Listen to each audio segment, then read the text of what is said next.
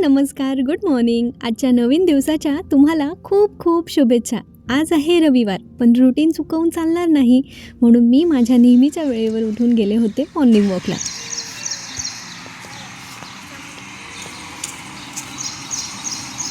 सकाळी सकाळी पक्ष्यांची किलबिल आणि ताजी तवानी हवा, बस एवढंच लागतं आपली सकाळ फ्रेश होण्यासाठी. तुम्ही पण नक्की ट्राय करून बघा. जर तुम्ही नाशिकमधून असाल तर आता हा रस्ता बघून सांगा बरं, मी कुठल्या रस्त्याने चालते. अजून सूर्यदेवांचं दर्शन नव्हतं झालेलं, पण मस्त आकाश असं छान मोकळं वाटत होतं. पाऊस येईल की नाही माहीत नाही आज. त्यानंतर माझं मॉर्निंग वॉकचं मोटिवेशन म्हणजे ही सुगंधित फुलं. आता ह्या सुगंधी फुलांनी माझी सकाळ मस्त सुगंधित केली. पायी फिरून आल्यानंतर मला आज बघा कोण भेटलंय खाली. ही आहे चिंटू. आमच्या सोसायटीत राहते, आमच्या सगळ्यांची खूप जास्त लाडकी, अगदी गुणी बाळ. मला बघून आली होती शेपटी हलवत मस्तपैकी मागे मागे. तिला म्हटलं चल घरी, पण तिला काहीतरी दुसराच प्लॅन होता. तिला फक्त थोडेसे लाड करून घ्यायचे होते, म्हणून जरा लाडीगोडी लावणं चाललं होतं. तिचे मस्तपैकी लाड करून घेतले आणि त्यानंतर मी घरी आले. हा बघा सकाळी सकाळी मिळालेला खजिना. मला आज किती सारी फुलं मिळाली. हा सोनचाफा माझ्या झाडाचा आहे बरं का. हा मी कुठूनच ढापून नाही आणलाय. आणि ही अबोलीची फुलं आहेत ना, हे रस्त्याच्या कडेला कुणीतरी अबोलीची खूप सारी झाडं तोडून टाकलेली होती, त्यामध्ये मी ह्या फुलांना वेचून आणलंय. त्यानंतर मस्त आंघोळ करून फ्रेश झाले, देवपूजा झाली, उंबरठा पूजन झालं, छोटीशी रांगोळी काढून घेतली आणि अशा पद्धतीने रविवारचा दिवस माझा प्रसन्नतेने सुरू झाला होता.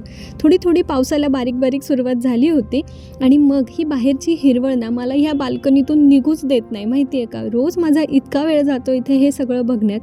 चला, आज रविवार आहे, बाकी सगळ्यांना सुट्टी आहे, पण आईला कुठे सुट्टी असते. आपली तर कामं डबलने वाढलेली असतात. आज आहे मस्त नॉनव्हेजचा बेत. आता मला विचाराल की मी व्हेजिटेरियन आहे की नॉन व्हेजिटेरियन, तर मी जरा वेगळ्या प्रकारची नॉन व्हेजिटेरियन आहे. म्हणजे मला आईच्या हातचा, मटणाचा, चिकनचा रस्सा खूप जास्त आवडतो, म्हणून मी फक्त नॉनव्हेज खाते. अदरवाईज मला पीस आवडत नाहीत. बरं, आज माझ्या मुलीची फरमाईश होती तांबडा आणि पांढरा रस्सा. मग मला दोघं रस्सा बनवून घ्यायचे होते. त्यासाठी मी इथे आता मटण जे आहे ते शिजवून घेते. तर नेहमीचीच आपली पद्धत, कांदे छानपैकी थोडेसे तांबूस होईपर्यंत परतवून घ्यायचे आणि त्यानंतर इथे मी मॅरिनेट केलेलं मटण टाकलं आहे. मॅरिनेशनसाठी मी आलं, लसूण आणि मीठ टाकलं होतं.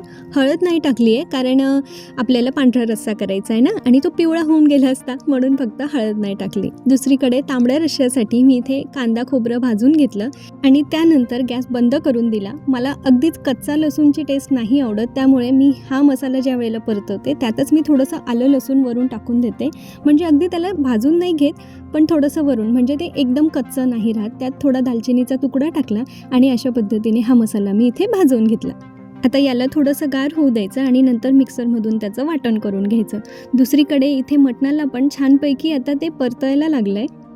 त्याला पण अधूनमधून चेक करून घेतलं. अजून जरा वेळ त्याला तेलातच होऊ देणार आहे, म्हणून पुन्हा झाकण उलटं ठेवलं त्याच्यावर आणि एका साईडला पाणी गरम करायला ठेवलं. आता हे गरम झालेलं पाणी जे आहे ना, ते मला ह्या मटणामध्ये टाकायचं आहे. तर इथे बघा, मगाशी खूप जास्त पाणी आपल्याला इथे दिसत होतं ना, आता ते छानपैकी शिजायला सुरुवात झाली आहे. मस्त तेलात ते छान परतवून झालं आहे. आता त्याच्यामध्ये मी यात गरम पाणी टाकलं आहे. तुम्हाला जेवढा रस्सा आळणी तुम्हाला पाणी हवं असेल ना, तेवढं तुम्ही याच्यामध्ये पाणी ॲड करू शकता. त्यानंतर कुकरचं झाकण बंद केलं मीठ टाकून आणि 5 ते 6 शिट्ट्या मी इथे घेतल्या. जेवढं साधारण मटण शिजायला तुम्हाला नेहमी लागत असतील तेवढ्या शिट्ट्या घ्यायच्या, पण एक साधारण 5-6 शिट्टींमध्ये होतं.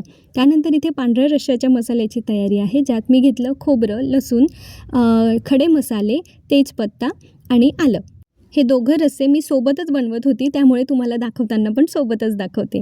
आता यात आपण जे तांबड्या रश्श्यासाठी जे वाटण मी बनवलं होतं ना, ते वाटण मी इथे टाकून घेतलं आहे. ही स्पेशली मातीची हंडी जी आहे ना, ही माझी नॉनव्हेजसाठीची आहे. यात तुम्ही पण एकदा ट्राय करून बघा, भाजीची टेस्ट खरंच खूप छान होते. आता तेल सुटेपर्यंत आपलं जे वाटण आहे ना, ते इथे आपल्याला परतवून घ्यायचं आहे. साधारणतः 2 ते 3 पळी तेल आपल्याला ह्या भाजीसाठी लागतं. 3 ते 4 जणांची भाजी जेव्हा करायची असेल. आता मसाला छान तेलात फ्राय झाला ना, की त्यात आपल्याला मसाले टाकून घ्यायचे. तर त्यासाठी मी इथे लाल तिखट टाकलं 1.5 चमचा, एक चमचा आपला घरी बनवलेला मसाला आणि 1 चमचा हा खानदेशी मटण मसाला. याच्याने पण भाजी ना खूप छान टेस्टी होते. म्हणजे तिखट नाही होत, पण मस्त फ्लेवर्स येतात भाजीला. तर तो मसाला मी इथे 1 चमचा टाकून घेतला. त्यानंतर आपलं शिजवलेले जे पीस होते ना, ते पण त्यात टाकून घेतले. थोडा वेळ परतवून घेतले, थोडंसं मीठ टाकलं आणि त्यानंतर आपलं इथे सुक्कं मटण तयार आहे. आता जेवढे पीस मला सुक्या मटणसाठी हवे होते ना, तेवढेच मी यात घातले होते. तर ते मी इथे बाहेर काढून घेतले. ज्यावेळेला सुक्कं मटण शिजतं त्यावेळेला. थोडंसं मीठ घालायला अजिबात विसरू नका, कारण आपण मसाल्यांमध्ये मीठ नव्हतं टाकलेलं. आता उरलेला जो मसाला आहे ना, त्यातच मी इथे आपण जे शिजवलेलं अळणी पाणी होतं मटणाचं, ते मी याच्यात टाकलेलं आहे आणि इथे मस्तपैकी आपला रस्सा शिजायचा आहे. आणि जे पीस तुम्हाला रश्श्यासाठी हवे होते, ते पण त्याच्यामध्ये टाकून घ्यायचे. चला, आता दुसरीकडे आपण पांढऱ्या रश्श्याची तयारी करूया.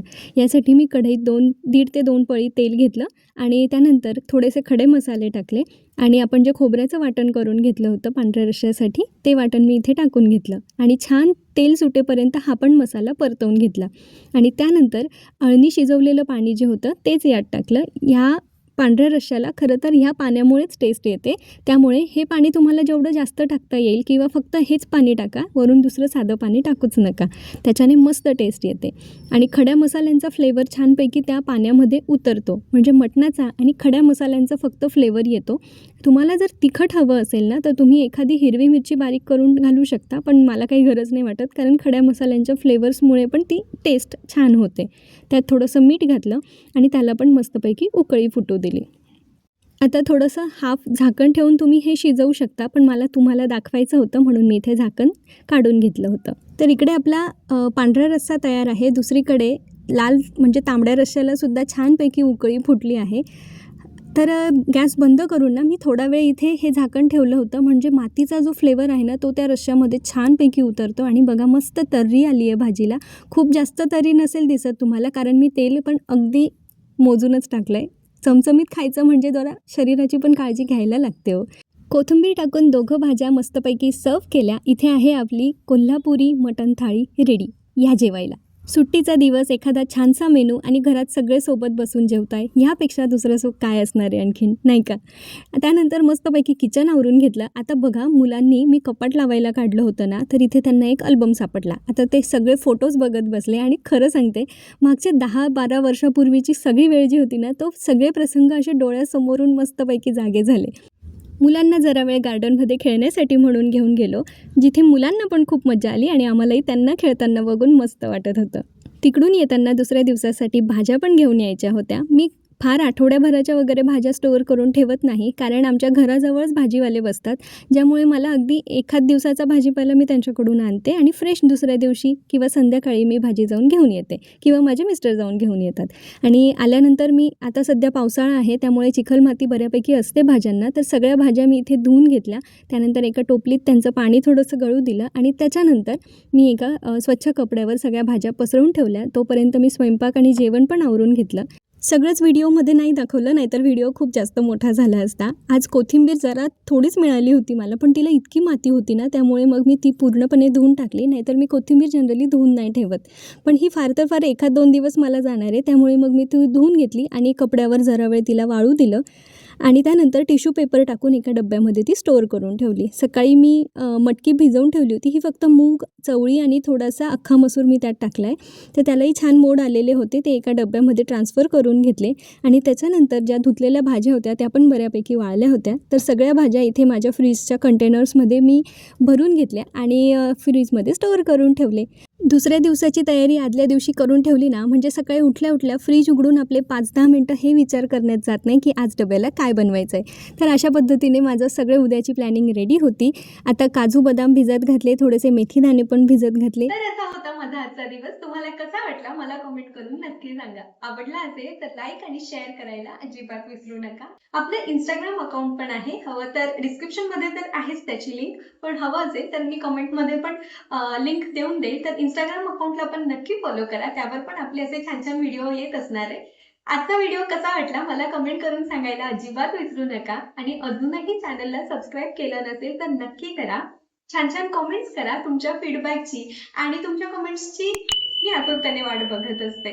चला, भेटूया पुन्हा नवीन अशा छानशा एका व्हिडिओमध्ये. तोपर्यंत आपली आणि आपल्या प्रियजनांची काळजी घ्या. पुन्हा भेटूया. धन्यवाद. बाय.